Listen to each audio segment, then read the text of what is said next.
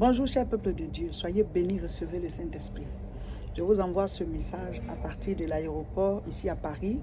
Je pars en Côte d'Ivoire pour la CIMA, la conférence internationale de la moisson abondante. C'est du jeudi 3 août au dimanche 6 août.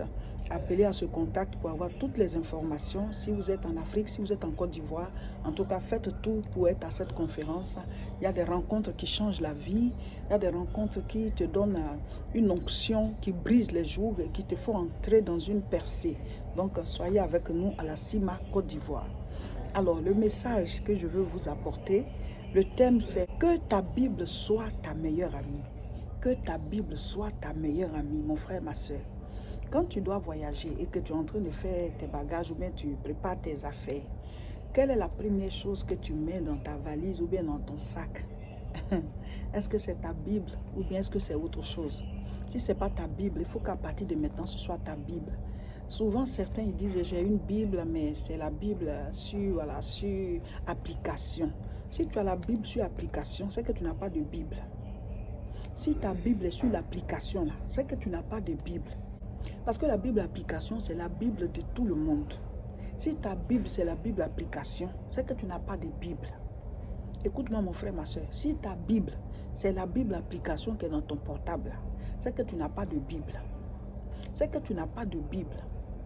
Tu dois avoir une Bible en papier. L'application, là, tout le monde peut ouvrir et puis lire. Il n'y a pas de problème. C'est une bonne chose.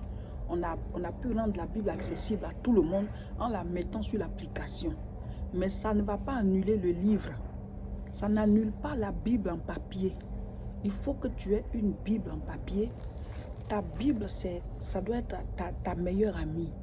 Ta Bible, tu dois pouvoir voyager avec ça, aller partout avec.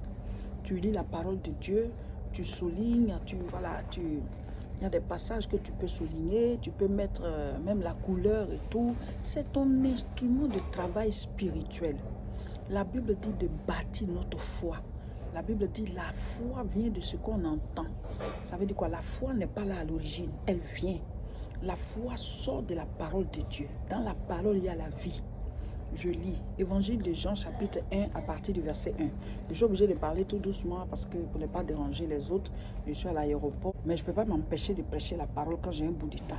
Donc Évangile de Jean chapitre 1 à partir du verset 1. Au commencement était la parole et la parole était avec Dieu et la parole était Dieu.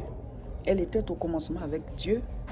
Toutes choses ont été faites par elle et rien de ce qui a été fait n'a été fait sans elle. En elle était la vie, et la vie était la lumière des hommes. Donc c'est dans la parole qu'il y a la vie. Si tu es malade, tu lis la parole tous les jours. Si tu ne sais pas lire, tu écoutes. Ou bien si tu es occupé, tu ne peux pas lire, tu mets, ça joue, tu écoutes, tu écoutes. En elle, il y a la vie. La vie va remplacer la maladie. La vie va remplacer la mort. La Bible dit, crois et tu le verras s'accomplir. Cette vie-là, c'est la vie éternelle. C'est une vie qui est au-dessus de la mort. C'est une vie qui est au-dessus de la maladie. C'est une vie qui est au-dessus de la tristesse. Si tu es triste, lis la Bible. Tu es triste, écoute la parole de Dieu. En elle, il y a la vie. Et la vie est la lumière des hommes. Si tu traverses des périodes difficiles, tu ne sais pas quoi faire, commence à lire la Bible. Lis la Bible, écoute-la. Mets la parole en toi. Si tu es perdu dans ta vie, tu es comme dans un moment de ténèbres. Lis la Bible. En elle, il y a la lumière. En elle, il y a la lumière. Sa parole est une lampe à nos pieds, une lumière sur notre sentier. Dieu va te guider. Il va te diriger par sa parole. Alléluia.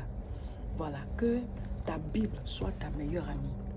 Que ta Bible soit ta meilleure amie. Mes frères, mes soeurs, toutes choses vont passer. Toutes choses vont passer. Mais la parole est éternelle. Et la parole est Dieu. On va tout laisser sur cette terre et partir. Mais ce avec quoi on passe, c'est ce qui est en nous. Mettez la parole en vous. Souvent, certains disent qu'ils sont chrétiens, mais ils ne connaissent même pas un verset biblique.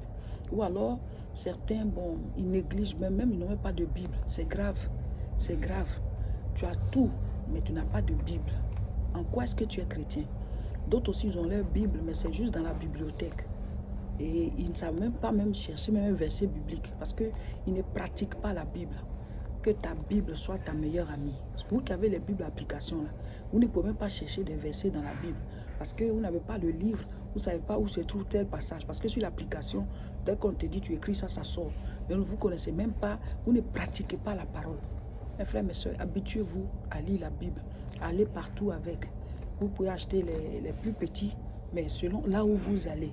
Mais ne pars pas en voyage sans ta Bible, que ce soit ta meilleure amie.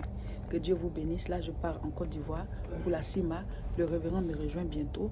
On fait la CIMA et on rentre sur Paris encore. Que Dieu vous bénisse, que sa grâce soit sur vous et que sa révélation vous soit accordée. Pour tous ceux qui seront à la CIMA, on s'y retrouve. Que Dieu vous bénisse.